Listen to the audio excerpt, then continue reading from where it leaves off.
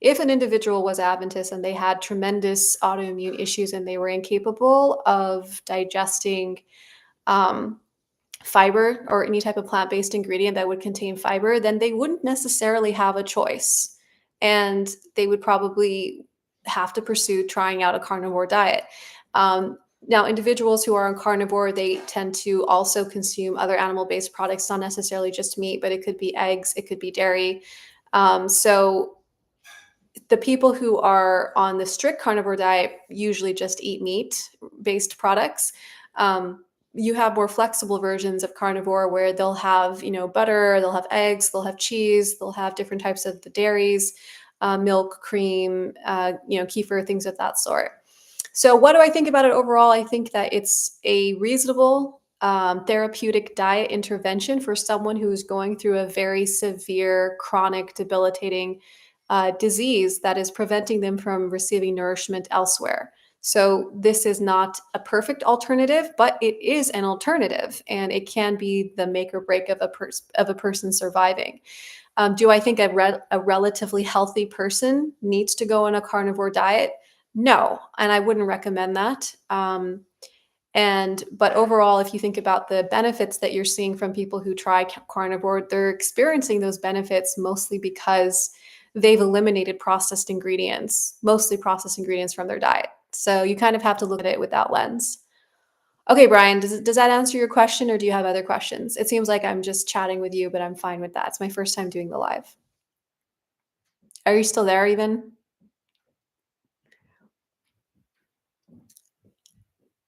Okay, I don't know if you're still there, but if you have other questions, you're welcome to ask.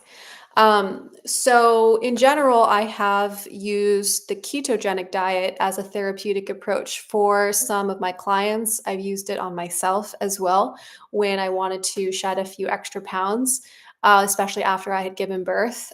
So I do consider it as a reasonable therapeutic consideration.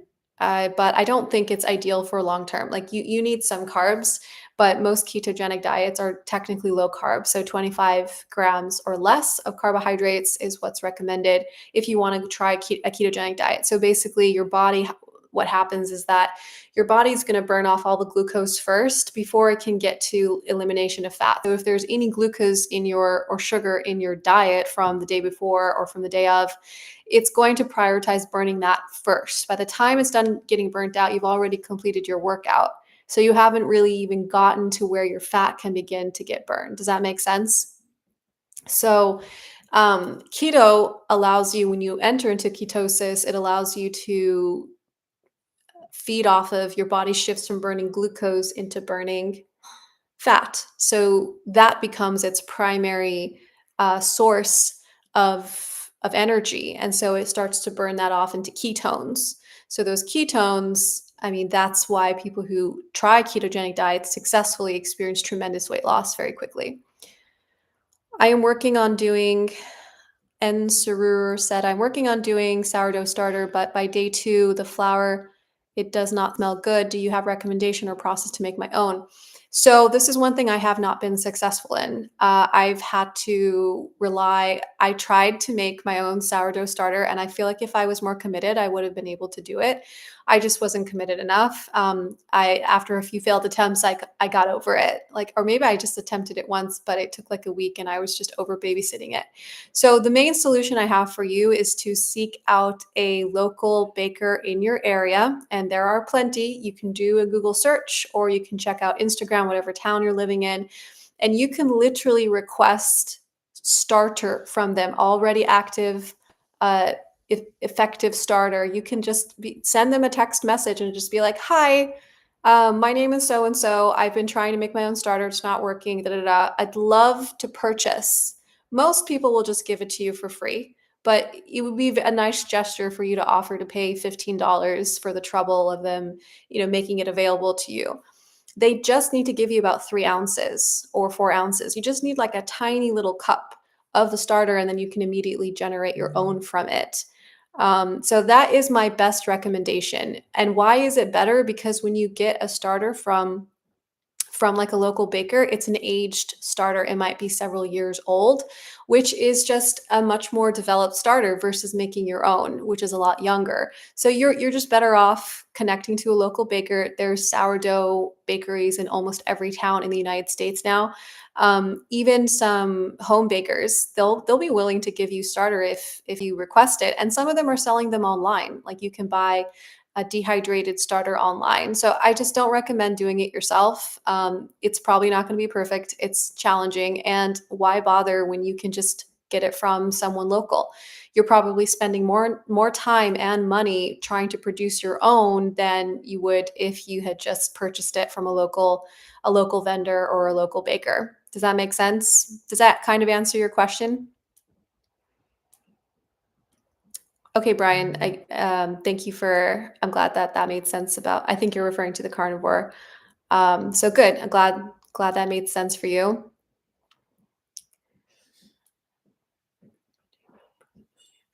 Yeah, so I mean, I have toyed with it, but because I have such an incredible starter, mine is a 7-year-old starter that I was able to get for free as kind of just a little gift from a little bakery in Pismo Beach, California. I was just out there on a short vacation and he just gave it to me and it was lovely. So, I mean, you have to understand that these bakeries are discarding a tremendous amount of starter. It's called the discard literally because they have to discard it. So instead of discarding, you can literally say, "Hi, can I just have the discard that you gave off that you're going to throw out? Can I just have like a half a cup of your discard or a fourth a cup of your discard?"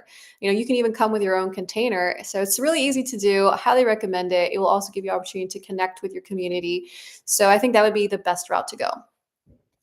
Okay, we have a question from Wendy. Wendy says, "Do the health benefits of green tea outweigh the fact that it has caffeine?" Ay, ay, ay.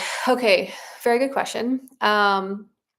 How do I put this? So there are tremendous benefits in green tea matcha. Now, there's regular green tea that you can get in a tea bag from like Costco or whatever. First of all, I don't recommend those because they're usually placed in little plastic tea bags that release microplastics in your tea. So I just wouldn't bother with that. I personally, like, this is a difficult question to answer because Mrs. White spoke heavily against coffee and teas, and we believe it's because of the caffeine and because of the addiction component. Now, I don't know how heavily people were consuming these drinks in the 1800s, but nowadays, I don't think it's as heavily as back then. But I could be wrong. I need to research that myself.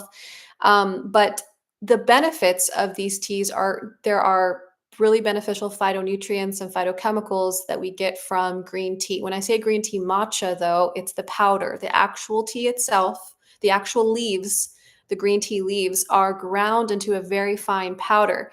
So when you drink the powder itself, which is what you would have in a matcha, it's much more beneficial, has a lot more phytonutrients and phytochemicals in it.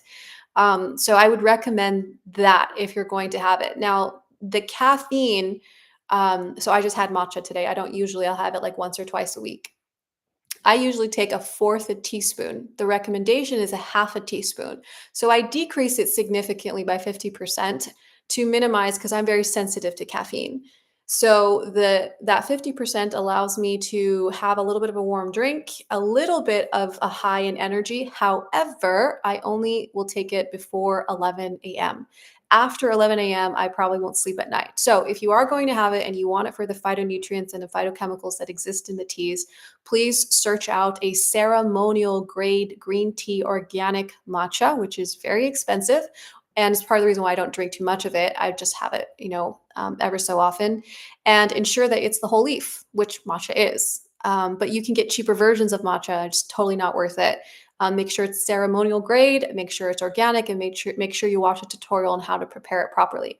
So it's a matter of conscience to answer your question, like, does the benefits of green tea outweigh the fact that it has caffeine? It's a matter of your own conscience. For me, it doesn't phase me too much because I'm not addicted to it. I'm not dependent on it. It's not like I have to have a teaspoon of matcha every day to make it through the day. So it's a matter of conscience. It's a matter of circumstance. I don't want to say, yes, it's totally fine, go for it. And then a person literally goes and says, Dr. Kazi said so, and they get addicted and they blame me.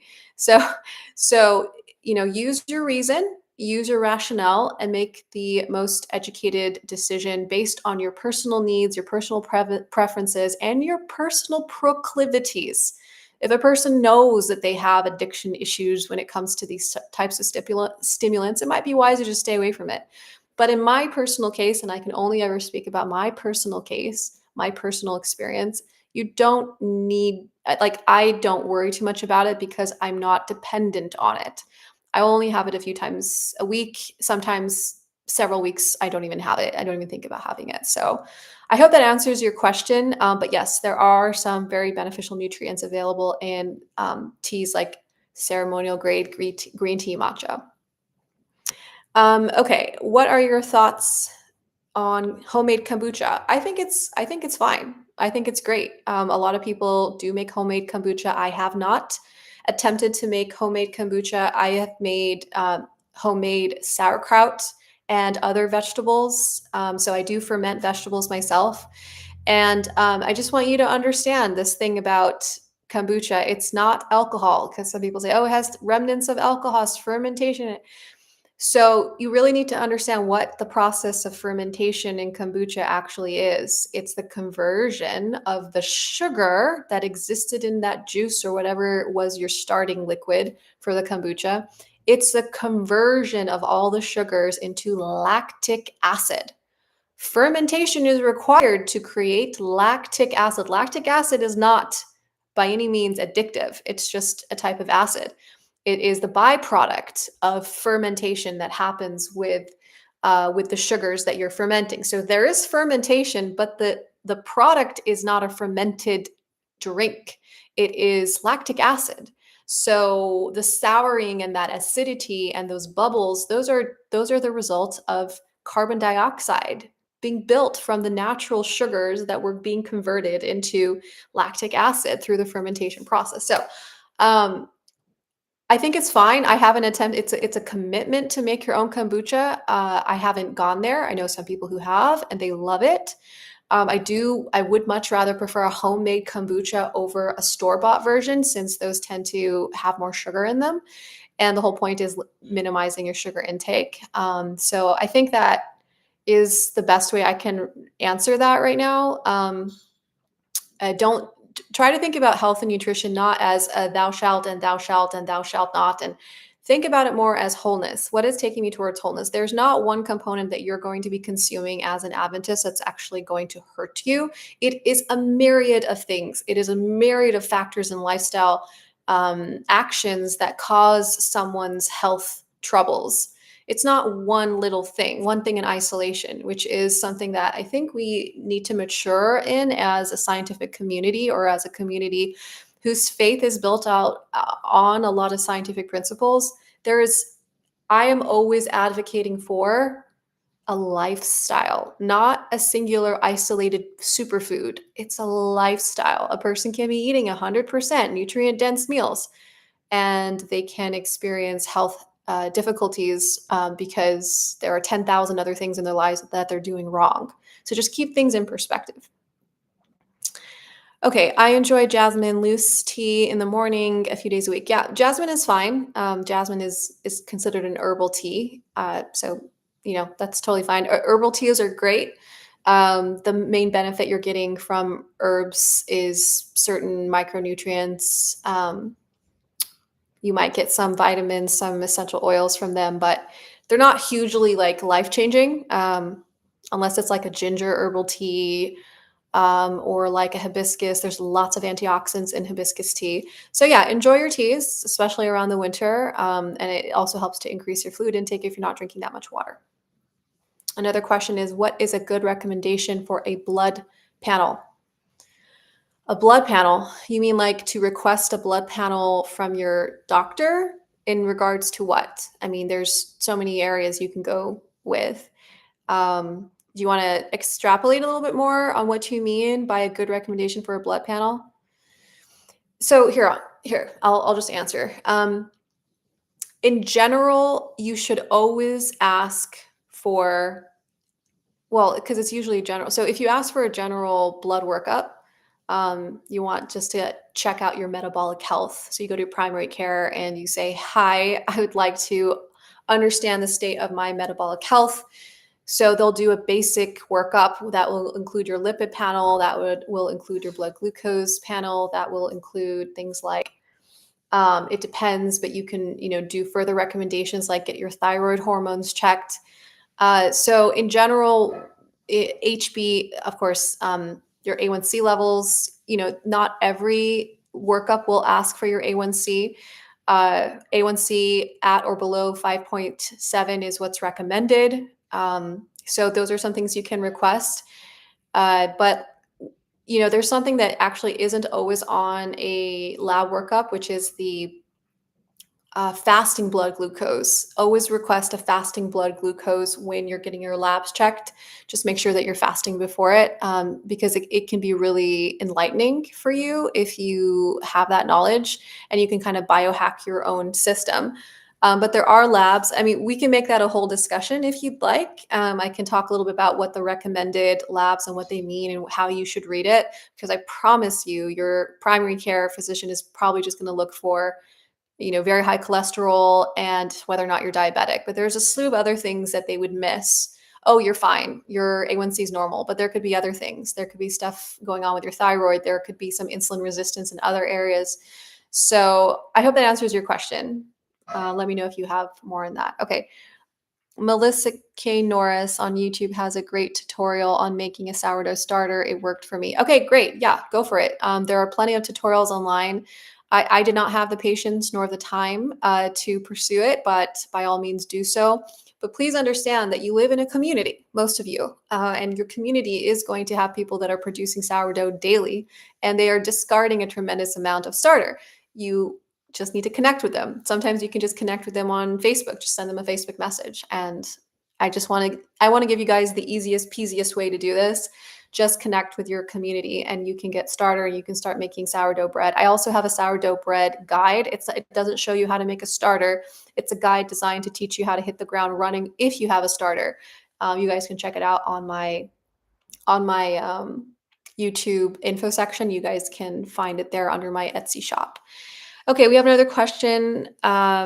There's a lot going on about gluten being inflammatory. How accurate is this? Oh, yeah, it most definitely is inflammatory. Why? It's because the grain in the United States, the way it's being produced, it has a tremendous amount of gluten in comparison to more European grains. So, gluten is a protein that exists inside of the grain kernel.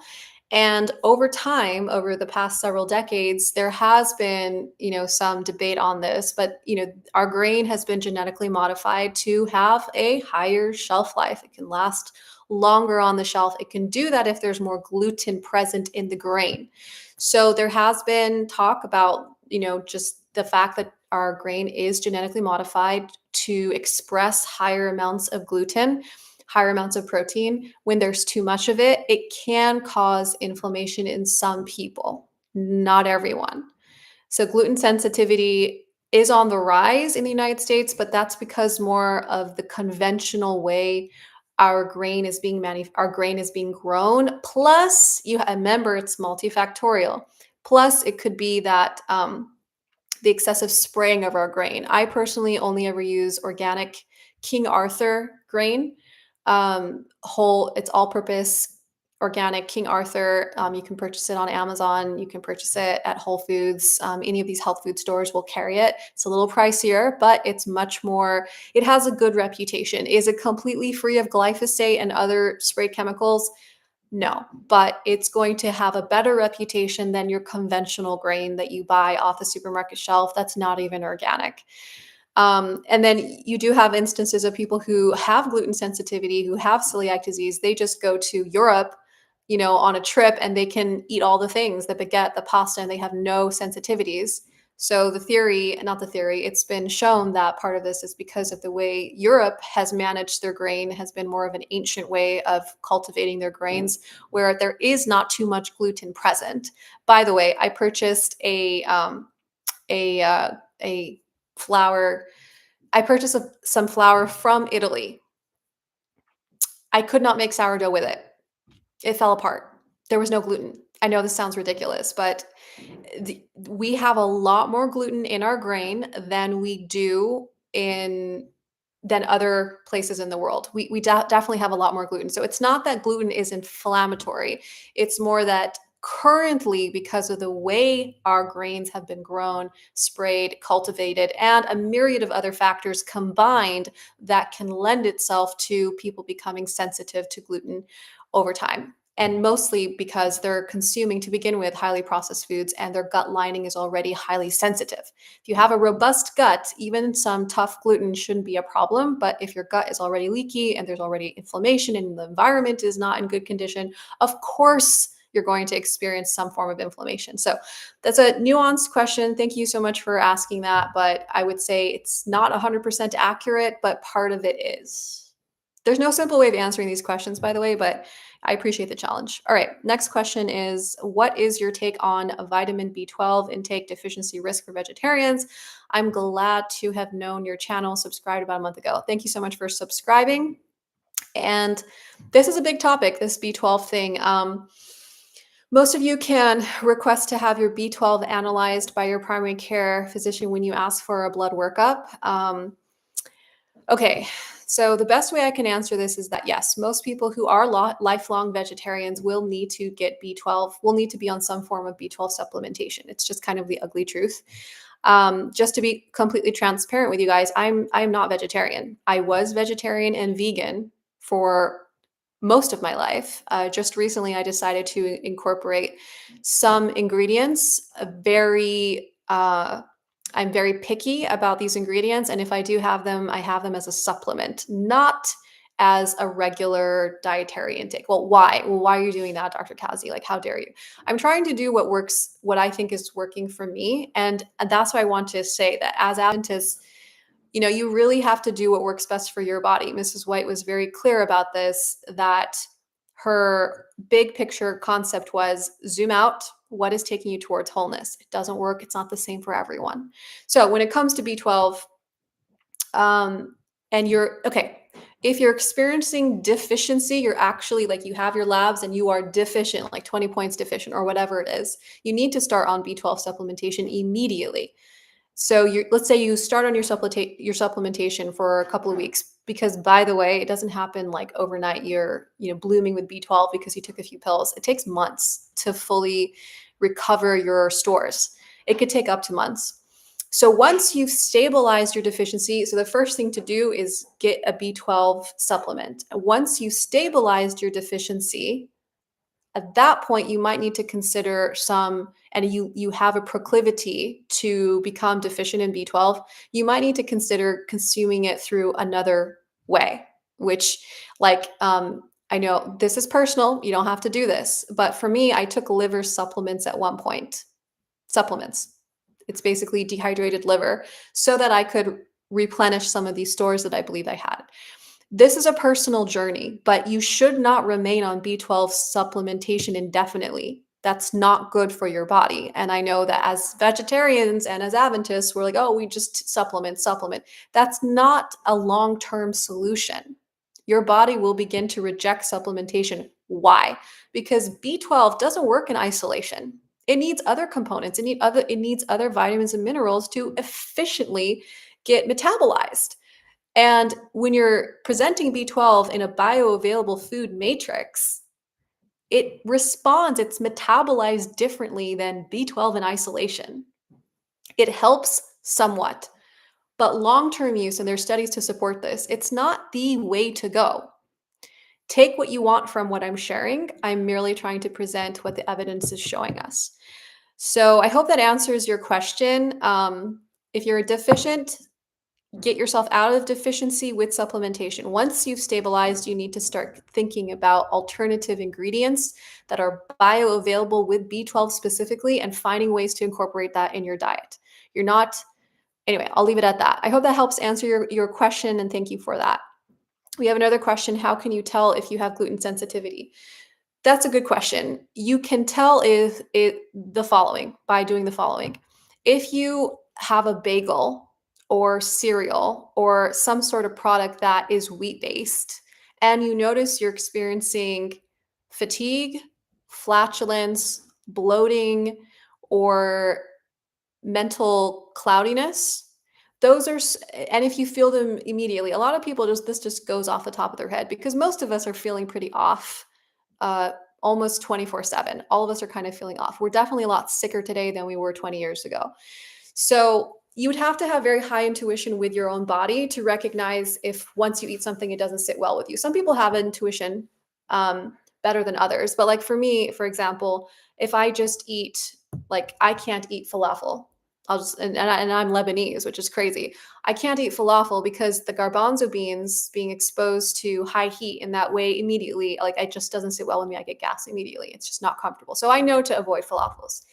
So if you notice these symptoms after you've eaten the gluten containing ingredient, you can assume that perhaps you do have some sort of gluten sensitivity. You can then confirm it by requesting a gluten sensitivity test. It's a blood test. It's not 100% accurate, but it is one of the ways that you can figure it out. It's called the IgA, IgE. So basically, you're testing your antibodies. So it's a simple blood test. They test for these antibodies. The best way to do it is that you would eat something that has some sort of wheat in it, and then they test your blood.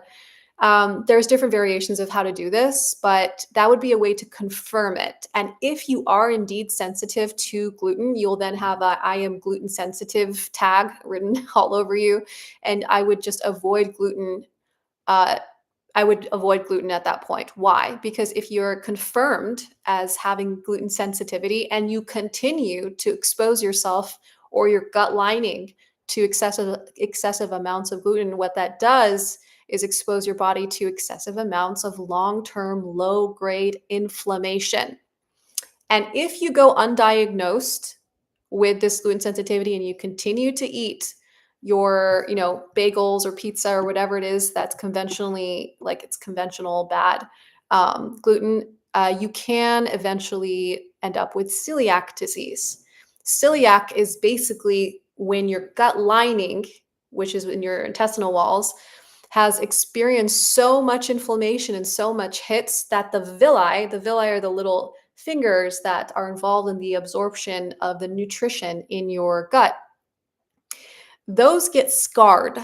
They get inflamed so much that they get scarred and they seal off and they can't absorb nutrition anymore. So it's a terrible disease to have.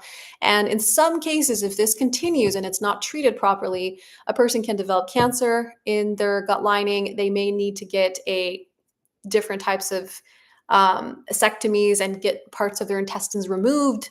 So definitely not a route you want to go. But if you are curious, if you do feel like you're sensitive to gluten, I would recommend getting I think it's called just request, and I would just choose to avoid it at that point. Okay, we have another question. Thank you. Okay, you're welcome. Um, I bought your cookbook. It's great. Thanks. You're so welcome, Kyle. Thank you so much for buying it. By the way, that is a vegan cookbook. My cookbook is vegan because I was vegan. But my vegan cookbook is very different from others because everything is made from whole food natural ingredients. Like there's no fake cheeses in it, there's no fake milk in it. When I say fake milk, I mean it's not like we're using things made from scratch. Even the cheese was made out of, and the meats that I like, the burgers, it's all made out of whole food ingredients. I'm not using gluten, what's it called, veggie burger gluten extracts or isolates. It literally was made from like mushrooms and walnuts and brown rice. So it was done very uniquely. So my cookbook, even though I'm not vegan, it was an incredible plant-based. It's an incredible plant-based, nourishing cookbook. Nuts and seeds and just all these beautiful ingredients incorporated and transformed to make these beautiful recipes. So I definitely don't regret my cookbook. I love that I made it. It was the most beautiful piece of artwork I've ever produced. And by the way, I did all the photography myself. So I love that cookbook, and I want to do another one, but I'm just trying to carve out the time. That will be a vegetarian cookbook. We have another question. How do you take in seeds in your diet? Flax, sunflower, poppy seeds. Very good question. So I definitely eat a lot of pumpkin seeds. I do pumpkin seed butter. You can buy that online as well. It's basically pumpkin seeds that's ground into a nice paste. I also do eat quite a bit of what seeds have I been eating? So it's mostly pumpkin seeds. I eat lots of almonds and I eat lots of pecans, macadamia nuts. I don't really have too much chia seeds. I don't know if that there's a debate about whether chia seeds are actually good for you. So I'm not too crazy about chia seeds. Not necessarily something I'd recommend. Why I really like pumpkin seeds, they're just, especially for women, the women on here, listen, your hormones, especially after 35, things are going to get a little crazy and you really want to support your hormones with proper nutrition, and you can get a tremendous amount of hormone balancing ingredients from pumpkin seeds. I don't really have that much flaxseed. If you do have flaxseed, make sure you only ever have it ground, because otherwise it just passes right through your body. So I wouldn't have flax seeds whole. Make sure you're always getting ground flaxseed. Better to grind them yourself rather than buying them pre-ground because they get oxidized too quickly. Sunflower. Sunflower seeds are also really great. I just forget to buy them, but the best way to incorporate these, like I use a lot of nut butters in my smoothies. If I make a smoothie, I don't like living off as a smoothie. I'm actually working on creating my own smoothie for the ladies, by the way, a smoothie that you can buy in a can specifically designed for your hormonal cycle. For those of us who are still battling the cycle, the monthly cycle. So you can put the nut butters or the seed butters directly into your smoothie. That's a way to incorporate it. You can put it on in dressings if you want to make dressings, like nut-based dressings. It's super fun to make. Just you need a high-speed blender. And if you want to do salads, you can just sprinkle. I sprinkle a ton of pumpkin seeds onto my salads, or if I have like a light, I don't have oatmeal often, but if I have a little bit of oatmeal with lots of yogurt, I'll just cover it with pumpkin seeds. I love the crunch of the pumpkin seeds, especially if they're mildly toasted. Poppy seeds are fine and great, but you really want seeds that you can break down. Hard to kind of chew on a poppy seed. But yeah, I hope that answers your question. Best way to have them is, you know what? Okay, I'll tell you the trick that I tell my clients that are women who want to incorporate more seeds in their diet. You take poppies, well, you can take poppy seeds, but start with flax. Okay, I would do pumpkin seeds, hemp seeds, sunflower seeds,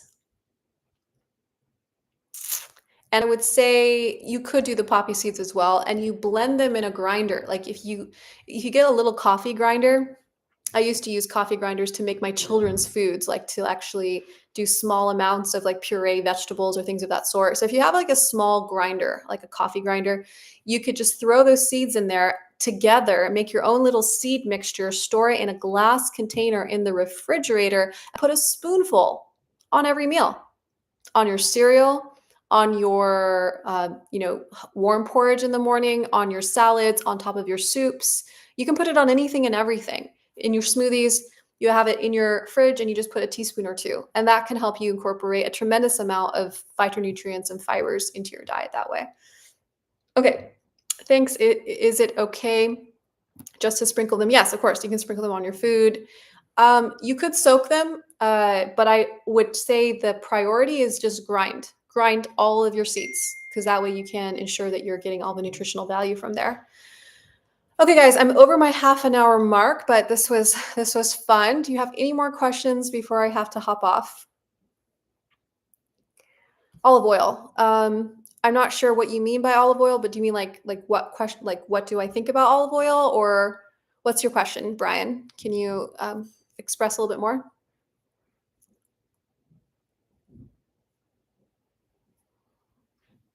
Okay, so olive oil in general, yes. What do I think about it? I mean, it's wonderful. Just depends what kind of olive oil you're getting. So, okay, olive oil. Listen, you always want to purchase your olive oil in dark containers, tin or black glass or that dark green glass. If your olive oil is being purchased in a clear bottle, don't buy it. Don't buy it. It's not real olive oil. Um, you want it to be cold pressed. Always read the label and make sure you see the word the words cold press extracted, because any other olive oil that doesn't say that means that it was extracted using heat. And as soon as you expose the sensitive phytonutrients and phytochemicals to heat, it gets denatured. It's not as effective. No, no, no, no, no. Okay. A lot of doctors say no oil at all. Brian, listen to me. Okay. No, that is a fallacy. That is a fallacy. And I think it's criminal for some doctors to say this. You cannot say no oils at all. Why? There is oils, naturally occurring oils in our vegetables. There's naturally occurring oils in our nuts and our seeds. To say no oils at all is a tremendous, like, all or nothing absolutes. It is not applicable to general population. It is wrong data. Olive oil that's cold pressed, that's natural, that's clean. Like, I'm from the Middle East. We used to get our olive oil from orchards like down the street. Beautiful dark olive oil that's cold pressed. It has that beautiful black residue at the bottom, all those phytochemicals and those phytonutrients. Oil is healing. Oil has a tremendous amount of nutritional benefits. It has a tremendous amount of nutrient dense calories that are important for you. And it has omega 3s. I mean, it's just an incredible food source. And to say that doctors say, I mean, so oil, if you think, there's categories. There's cold press extracted oils, which is basically olive oil. Let's just be real. It's basically olive oil. All other oils, though, grapeseed, canola, vegetable oil, safflower oil, soybean oil, those are toxic oils. I will agree with that. I'm not sure if that's what they're meaning, but not all oils are bad. Obviously, extra virgin, cold pressed, organic olive oil. I'm going to say it again. Extra virgin, organic, cold press extracted in a dark bottle. That is excellent oil. Not all oils are created equal, though. There are some controversial issues around how they're batched and how they're, which sometimes they combine the oil from one plant with another plant, and that kind of messes things up. For the most part, if you can get Italian grade olive oil that's cold press extracted organic, you should be fine. And think about it as a medicine. Like, drink it. Like, drink like a tablespoon or two. Like, this stuff is nutrition at its finest. It is the heart of the olive. So I wouldn't believe it's appropriate to say all oils are bad. Most definitely the majority are. But if you're going to cook with oil, I would recommend, okay, this is tricky because olive oil that's cold pressed organic and extra virgin is going to have a very low smoke point. Low smoke point means you can't expose it to very high heat. It will get ruined. It will denature it. So if you're going to cook, let's say you want to just like saute some vegetables or fry an egg, the best oils to do that in is going to be the oils with a higher smoke point. Avocado oil is one, although I don't use that very often, but you can. The second one would be coconut oil, extra virgin coconut oil. Best for sauteing your veggies or whatever it is that you're making. And ghee. It's gonna be tricky for some of you. Ghee. How could you say ghee? Ghee is clarified butter. So you extract the butter, all the milk solids from the butter, and you're ending up with a clarified butter that has a very high smoke point, that does not get denatured, and that is much more, like, I would take ghee over vegetable oil or canola oil any day. So if you want a high smoke point oil, that's what you should cook with. Do not cook with extra virgin cold pressed olive oil. You use it, you can marinate your veggies after you're done cooking. You just pour it cold on your soup or your veggies or whatever it is, on your salads. You do not want to cook with it. Okay, yes, coconut oil is great. Yes. Okay, any other questions, guys? Thanks for sticking with me for 40 minutes. This was fun. You're welcome. You're welcome. Thank you for coming by. I mean, is this something you feel like you would like? Maybe we can do like a weekly live session just to hop on. I can announce in advance. I didn't announce for this. This is my first time doing a live on YouTube. I didn't announce, but I can definitely announce in the future. Is this something you think you guys would like? You need to comment in the comment section so I can see if this is worth investing the time in. Good question. So overall, okay, I'm going to assume that it is. Okay. Okay, great. All right. So this was good. Let me know if you guys have questions. You're welcome. I think I'm going to just post this up on my YouTube channel. And we can try to do this a little bit more often, maybe once a week, once every 2 weeks, and we can have a theme or a topic that we stick with. That way, the information is presented well. Okay, guys. Well, you have a wonderful rest of your evening and weekend ahead. Thanks so much for watching. Bye.